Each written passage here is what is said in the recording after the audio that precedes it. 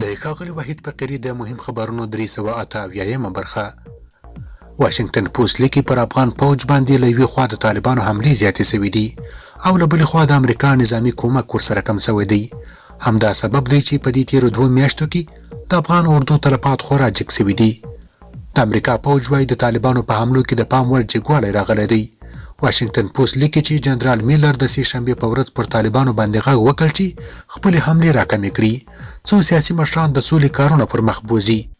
جنرال میلر زیاته کړه که چیرې طالبان خپلو حملو ته دوام ورکړي، هغوی باید د جواب انتظار وباسي. که څه هم د قطر موافقه پر افغان عسکرو باندې د طالبانو حملې نه منع کوي، خو امریکایانو د تشدد د راکمولو انتظار درلود. طالبان وایي چې د افغان رژیم د سولې په لاره کې خنډونه ایجادوي او د هغوی پر جنګیالیو باندې حملې کوي. اخبار وایي چې سیاسي مبصرین باور لري چې د تشدد جګوالی د سولې موسم سوکه کړی دی. هغوی وایي تشدد د دواړو خواو ترمنځ د روغې جوړې فضا خرابوي او د جنګره ډلو لپاره زمینه برابروي.